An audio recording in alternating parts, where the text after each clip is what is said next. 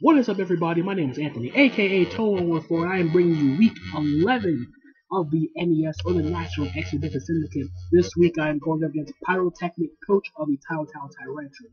Now we are looking to rebound after a tough 2-0 loss in our last battle against the Aston Charizards. I believe we do have the ability to rebound like we have in previous weeks and look to come back on top. This will give you a brief rundown of my opponent's team. First off, he has that new, pretty much the most versatile Pokemon in the entire Draft League format. Can do a bunch of sets. Can be a Stallbreaker set with Will-O-Wisp, Knockoff, Nasty Plot Baton Pass, Nasty Plot 3 attacks, Sword Stance, Sweeper. The list goes on and on about what this Pokemon can do. He also has that Milotic, a good check to my Manaphy. Has access to recovery, can Scald, Ice Beam, Toxic, access to Mirror Coat, can Dragon Tail, phase out my sweepers. Very good Pokemon in general. He has that Galvantula, set up Sticky Webs, which can mitigate my faster Mons like my Scolipede and my Cobalion. Usually you're going to be seeing Suicide Leaf, Focus Sash, Sticky Webs, Compound Ice Thunder, Bug Buzz, Energy Ball, Volt Switch, things like that nature. He has that Honchkrow, a one I'm not really expecting, but it is a very potent sweeper. I think it's up a few Moxie boosts. Has Sucker Punch to make up for its low base speed. Has access to Brave Bird, can run mixed with Heat Wave, can be a Pursuit Trapper. So I don't see it as a threat, but at the same time, I have to keep it in mind if he does bring that Honchkrow. He has the Noivern here, a very fast Dragon type. Can do Choice Specs with Draco Meteor, with Switcheroo, can be a Taunt Roost set with Draco Meteor, and like Hurricane, Flamethrower for my Cobalion. So he has a bunch of different options there. He has that Steelix, a nice bulky Stealth Rock setter. I have experience using Steelix in another league. Can be a bulky Stealth Rock setter, can potentially run like Sheer Force, has sturdy, so it can take one super effective hit at full HP. Very good solid mon in general for a tier 5. He has that Mega Pinsir just decimates my team because the flying resist on my team is my Lantern, and Lantern doesn't want to take an Earthquake. So I really had to play around with my team, so Mega Pinsir is not that big of an issue, but nevertheless, Aerial Late Return, Aerial Late Quick Attack, can close combat Earthquake, can be a Sword Stance Sweeper substitute. The list goes on and on about how devastating this mod can be if you get a Sword Stance boost. Has the Skarmory, bulky Stealth Rock setter, can have access to Spikes, can Roost, can Defog, can pretty much shut down my physical attackers, specifically my Scolipede, as I don't really have any super effective hits, any moves to hit Skarmory super effectively. So it's going to be up to my Wall Breakers to wear that thing down. He has Rose Raid, solid Grass Poison type, access to Toxic Spikes, Giga Drain, Sludge Bomb, can run a potential Choice Scarf set, which I have seen in the past. A potential Assault Vest user, again I don't see that happening, but it's still a possibility. And it's one of the mons I'm actually breaking him to bring. He has a Slurpuff, a very devastating sweeper, but I let it get a Belly Drum, as it can just run through my team. Can also pull off Calm Mind sets, which are uncommon, but still fairly usable in its own right. And lastly, he has that Frostlass, another Suicide lead Pokemon. Good base 110 speed, access to Spikes, Destiny Bond to try to get a last kill off, take down something strong on my team with it. So have to keep that in mind in the back of my head. As for what I'm predicting my opponent to bring, I am seeing the Mega Pinsir coming, I see Mew coming, I see the Milotic coming, I see Skarmory, I'm expecting the Rose Raid, and I'm expecting most likely either the Slurpuff or the Noivern to come. Though I can't rule out the fact that he could bring Honchkrow. He could bring Galvantula, but I have some responses to it. So, without further ado, I'm not going to break down my team as to why I'm bringing the ones I am. Leading off my team, as I did in most weeks, I have Crimson the Druddigan here, Rough Skin Rocky Helmet, with Stealth Rock, Glare, Rock Slide, and Fire Punch.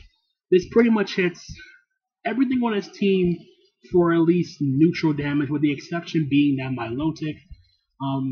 Crimson's job here is to set up hazards with the Stealth Rocks, glare fast threats, cripple the Mega Pincer possibly, and then hit him with a nice big Rock Slide. Fire Punch is here to hit the Skarmory and the Steelix. Running a physically defensive spread so I can take hits better from that Mega Pincer. Unfortunately, even with the defensive investment, my Dragonite is still 2-hit KO by Aerial Link Mega Pincer return. So I'm really banking on Rough Skin Rocky Helmet damage to rack up enough damage to where I can revenge kill it with one of my other faster mons. So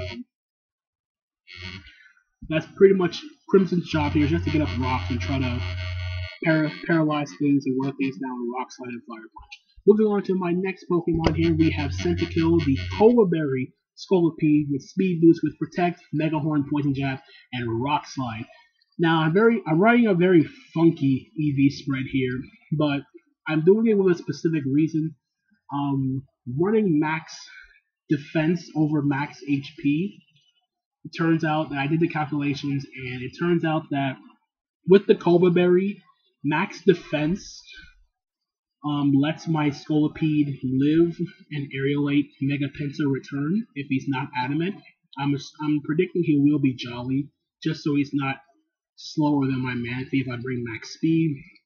Cobra Berry lets my Scolipede take 1 super effective flying type move. I can retaliate with a Rock Slide, which is why I'm bringing it. Mega Horn hits the Mew, Poison Jab for the Slurpuff. Pretty much gives me solid neutral coverage against most of his team. Scolipede is walled by the Steelix and the Skarmory, but I do have other responses to them, so I'm not that worried about being walled by with 2 mons. Not running any speed investment on my Scolipede, simply because after a speed boost, I outspeed his Noivern, which is its fastest mon, and after 2 speed boosts, I believe I can outspeed an Adamant Slurpuff after it got its Unburden boost. So I'm not potentially worried about that as a whole. Retaliate with a Poison Jab, so not that big of a deal.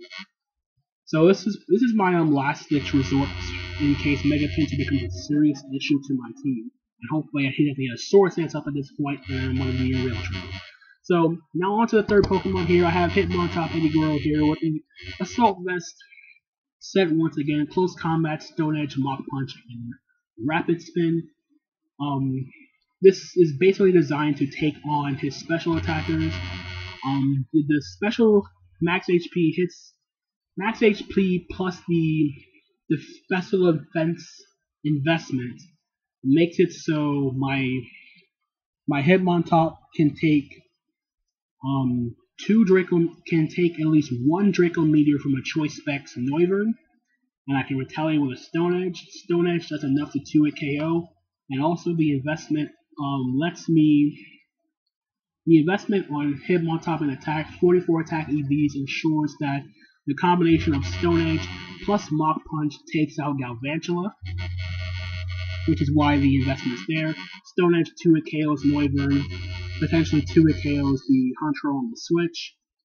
Mach Punch for priority, and Rapid Spin to get rid of those sticky webs, spikes, stealth rocks, whatever the case may be. As long as it doesn't bring that Frost Blast, I'll be in good shape to freely Rapid Spin as freely as I want.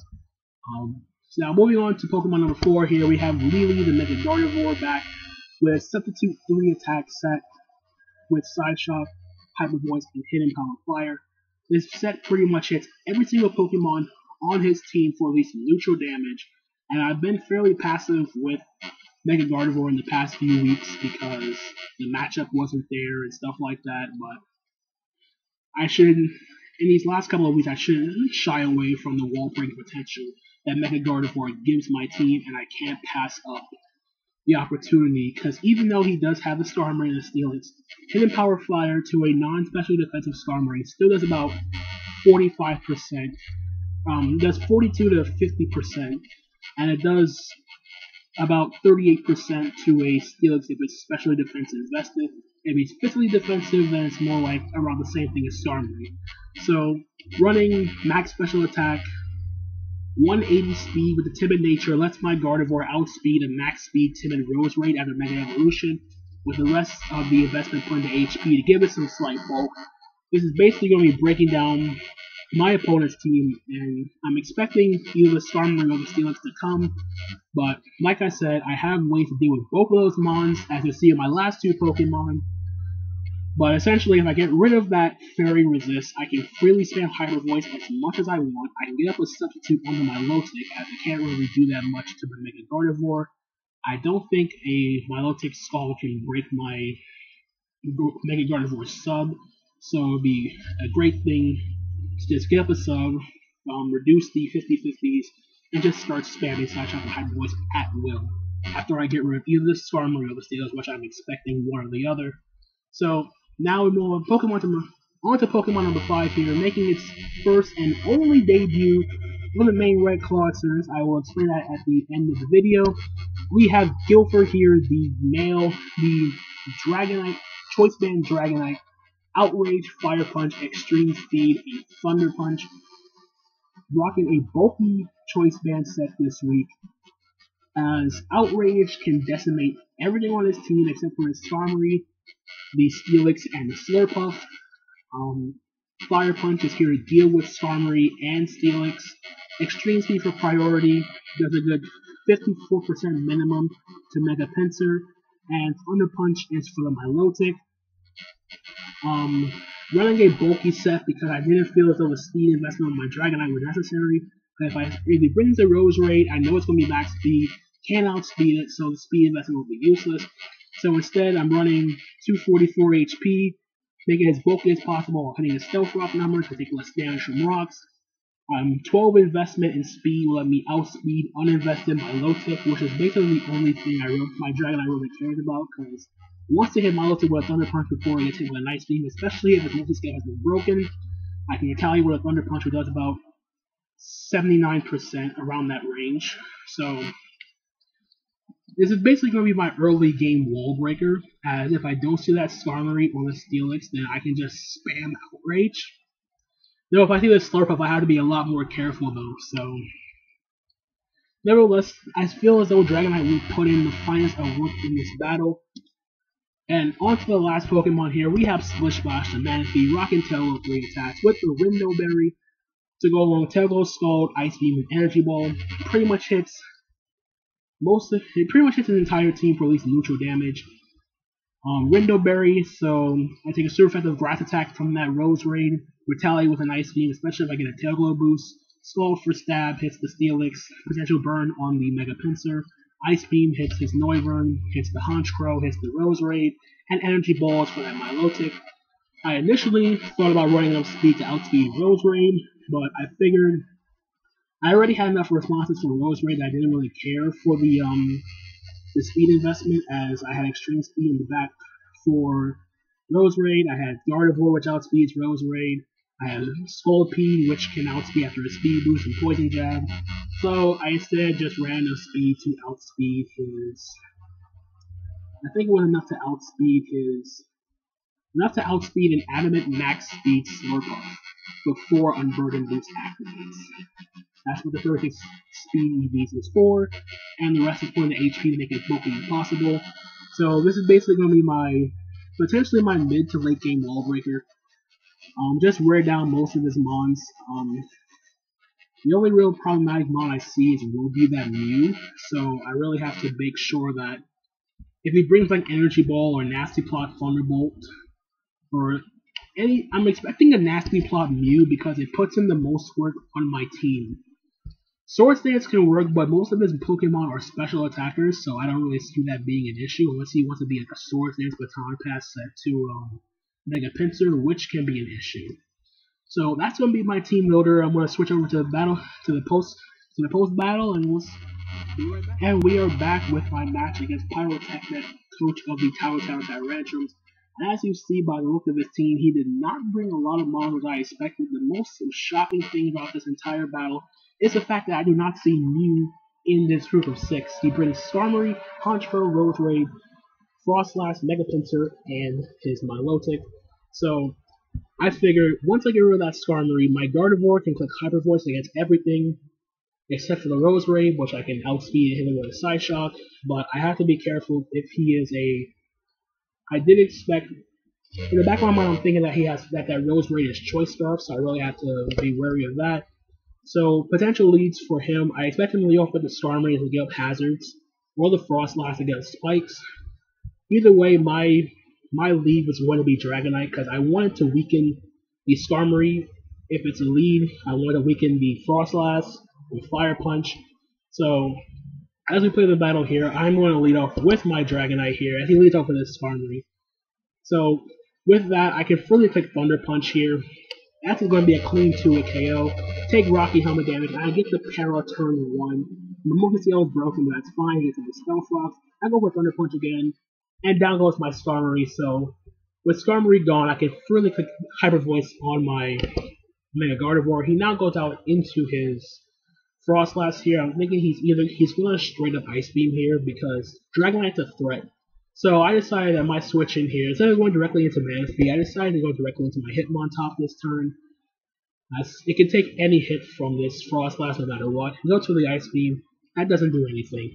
I'm going to just click Stone Edge here as he goes for Thunderbolt, which is a good bring on his part for my Manaphy. I go for the Stone Edge here. I go for a Stone Edge here. Almost knocks it out. It would have taken out to a stash if it was a high roll anyway. And now here, I know we're going for Destiny Bond. The Destiny Bond here is way too obvious for me to look over, and I didn't want to sack my Hitmontop off so early. So, predicting the Destiny Bond, I decided to make a switch here into my Scolipede, and I see the Destiny Bond. Okay, that was too obvious. So now I have to protect here because he's faster. He doesn't know that.